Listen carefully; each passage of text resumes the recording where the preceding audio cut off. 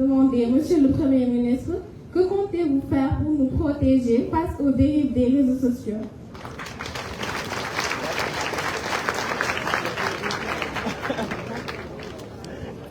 Merci beaucoup. D'abord, encore une fois, félicitations pour les résultats obtenus et tous nos encouragements pour la suite.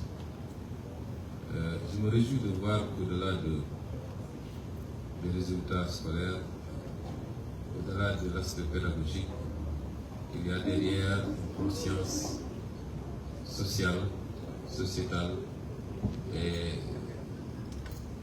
qui accompagne les jeunes que vous êtes. Et ça nous réjouit beaucoup. Et c'est pourquoi j'ai dit que vous serez des ambassadeurs. Parce que souvent, les jeunes sont beaucoup plus enclins à beaucoup plus écouter par leurs camarades ou leurs amis. Ces préoccupations sont les nôtres à tous. Nous sommes tous pères de famille.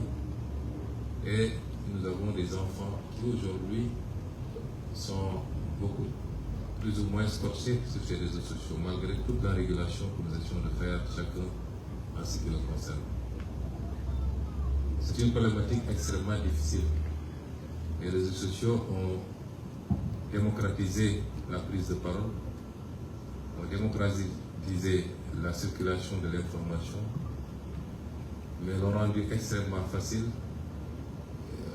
à certains qui peut-être dans des situations idéales n'auraient jamais dû avoir droit au chapitre.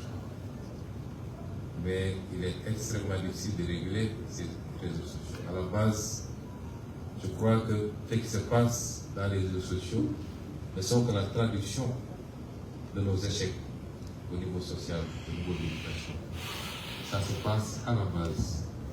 Un enfant bien éduqué chez lui ne se comporterait pas de certaine manière sur les réseaux sociaux. Les réseaux sociaux ne sont qu'un moyen de vulgarisation de ce qui se cache tous les jours et qui se fait en miniature dans les quartiers et dans les groupes d'amis. Mais un enfant qui a été éduqué pour ne jamais insulter, ne jamais transgresser verbalement, n'ira pas le faire sur les réseaux sociaux. Et ça interpelle à la base. J'ai l'habitude de dire qu'il nous faut indexer les problèmes et souvent ne pas se limiter aux symptômes, mais aller plus en profondeur pour voir les causes. Et la première cause, c'est qu'aujourd'hui, nous devons tous admettre que les difficultés économiques aidant peut-être beaucoup de parents ont plus ou moins démissionné de l'éducation à la base de nos enfants. Et si ça se traduit de manière amplifiée sur les réseaux sociaux, ça se vit tous les jours dans la rue, tous les jours. Un père de famille peut se faire insulter par un jeune pour un oui ou un non, ce que nous n'avions pas connu nous, ce que nous n'osions pas nous quand on était encore plus jeunes. Ça se traduit tous les jours dans le comportement du Sénégalais. Nous avons une responsabilité qui doit nous amener à repenser à la base l'éducation dans les foyers et de monter progressivement. Et l'État, maintenant seulement après, a une responsabilité d'encadrer, de réguler, de communiquer, de sensibiliser, mais de sanctionner avec fermeté quand il le faut. C'est extrêmement important.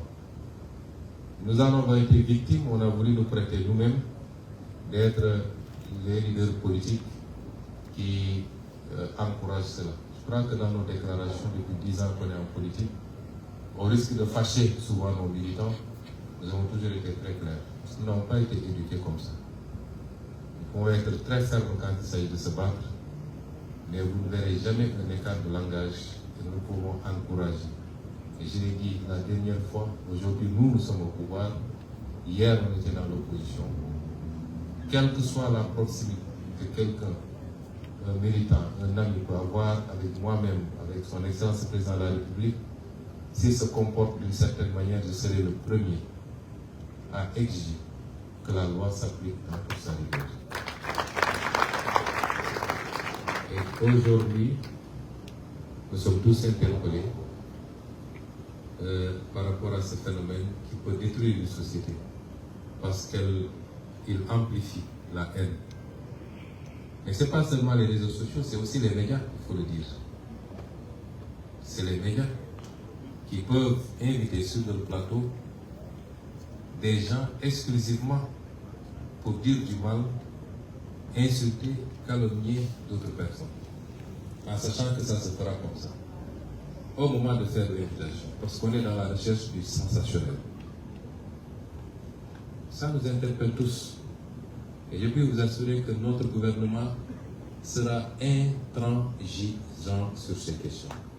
Intransigeant. Oui pour la démocratie, oui pour le débat libre. Il faut que le débat se fasse.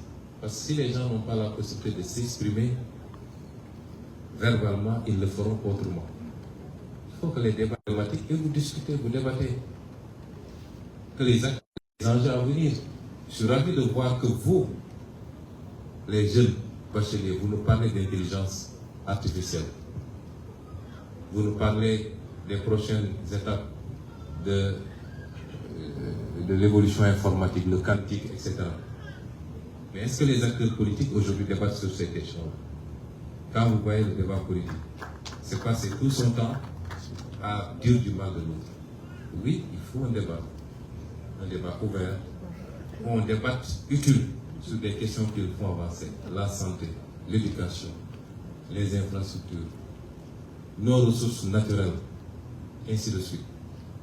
C'est ça qui fait avancer une société. Et si les adultes le font, ils pourront entraîner dans le sillage petit à petit les jeunes également qui s'intéressent à ces questions. Mais si ce n'est pas le cas, il est extrêmement difficile d'avoir autre chose au niveau de la jeunesse. C'est vous rassurer en tout cas que c'est une solution globale qu'il faut avec de la communication, de la sensibilisation, de l'éducation de base, de la réglementation et de la fermeté dans l'application de cette réglementation. Et ces derniers volets nous concernent, nous, États. Nous allons nous y atteler, mais avant tout, nous allons continuer à communiquer, à sensibiliser l'ensemble des Sénégalais, mais particulièrement les jeunes que vous êtes. Merci beaucoup. Merci, Monsieur le Premier ministre. Nous en venons maintenant à la dernière question. Nous avons, Monsieur le directeur de l'enseignement moyen secondaire général vient de m'informer que M. Bassirou Sonko, de Dimension, c'est celui qui a réalisé septembre ses lumières, bref, champion de l'événementiel, offre la somme de 1 million à Aya Aïda Diop.